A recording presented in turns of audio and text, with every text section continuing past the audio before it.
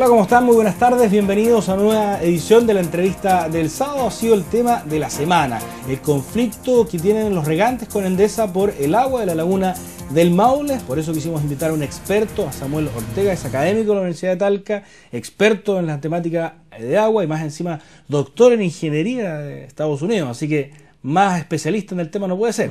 Buenas tardes, Buenas Samuel. tardes, muchas gracias por la invitación.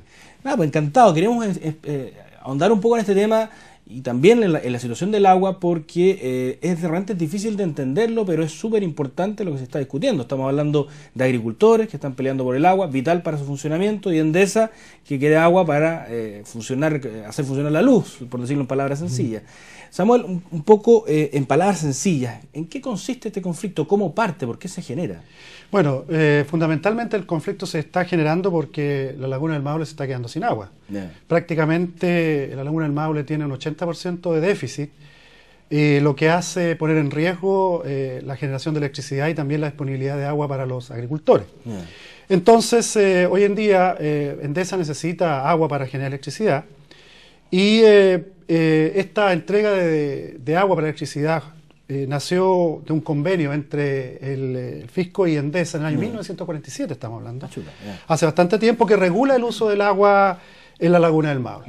Entonces, en ese documento se plantea de que en situaciones, diría yo, como las que estamos viviendo hoy en día, en que la laguna del Maule está con ese déficit de un 80%, o tiene una capacidad de un 20%, se indica que aproximadamente el 80% de ese recurso hídrico debe ir al riego y el 20% debe ser utilizado para la generación de electricidad. Bueno, según lo que me ha tocado ver, en el fondo Endesa diría yo, reinterpreta la ley y plantea de que, ¿no es cierto?, las economías que ellos han hecho podrían ser utilizadas desde la laguna del Maule sin considerar los niveles de agua que tiene actualmente.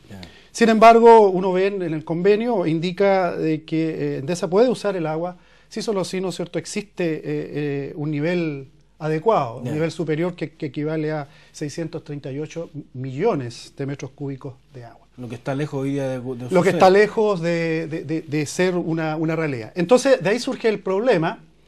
Y en el fondo ellos también se amparan en dos actas del año 1993 y 1994, en la cual se conversó este tema, pero no quedó nada estipulado, según lo que plantea, ¿no es cierto?, el Ministerio de Obras Públicas. Ese es el conflicto.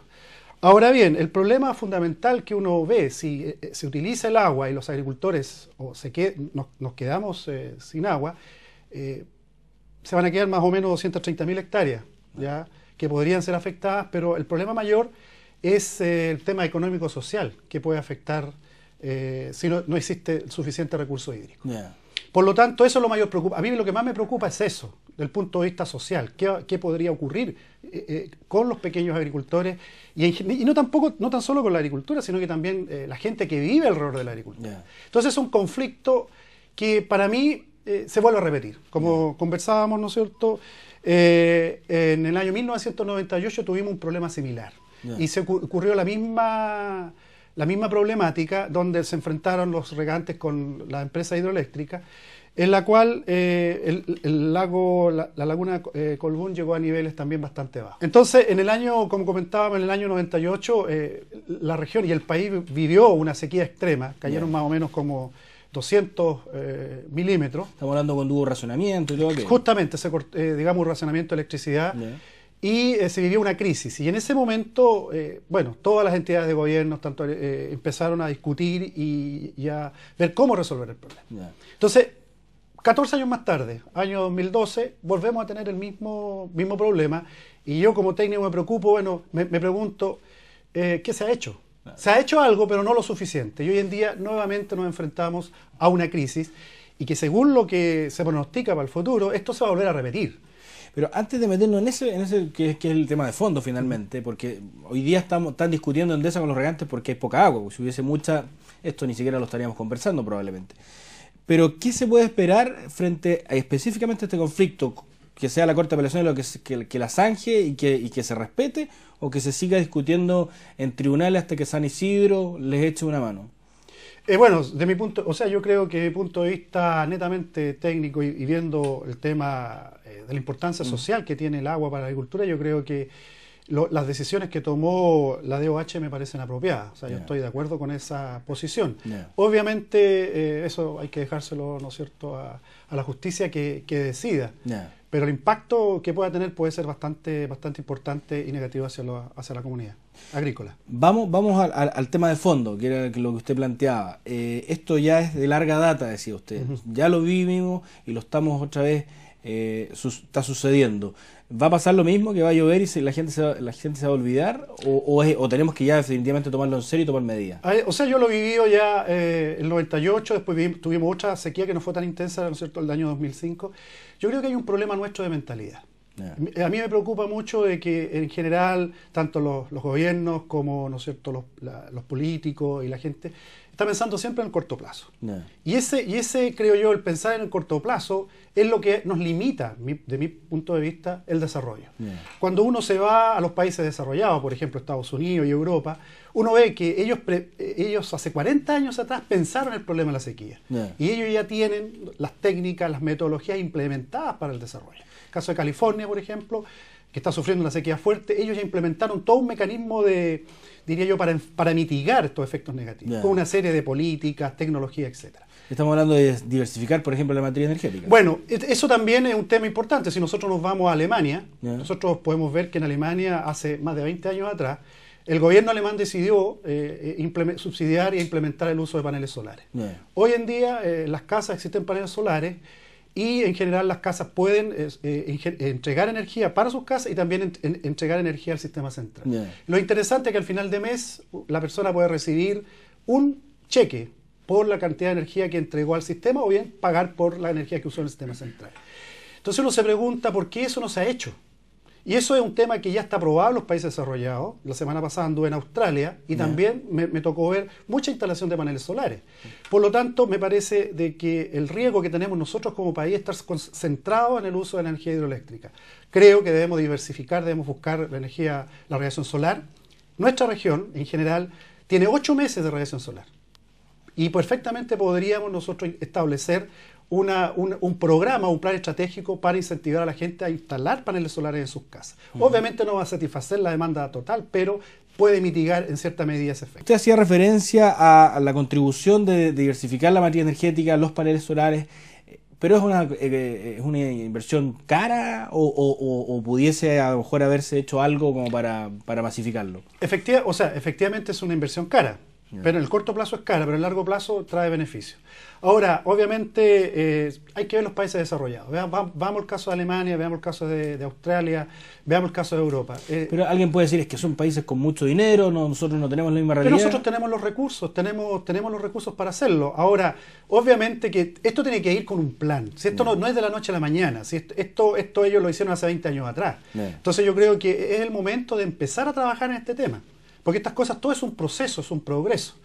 El tema solar... ¿Y qué debiera ser lo primero que debiera hacer el gobierno, el Estado, la opinión pública? Primera cosa que yo creo que debería es establecer primero un plan estratégico donde participe toda la comunidad. A veces uno ve decisiones que se toman a nivel central sin pedirle la opinión a los expertos. Por lo menos yo no he sido invitado a ninguna comisión para discutir este tema. Pero creo que lo esencial es enseñarle a la gente que tome conciencia, que eso es lo fundamental, que tome conciencia que tiene que ahorrar agua y energía. Eso es una cosa importante y eso parte por la educación. Entonces es un programa intensivo de educación que tiene, al mediano y largo plazo, puede tener un significado importante en la reducción del uso de la energía. Y el otro tema me parece que es relevante, diversificar la matriz energética. Tenemos la radiación solar, tenemos la energía geotérmica. Chile, 1/3 de la reserva mundial de energía geotérmica está acá. En Chile y en la región tenemos bastante.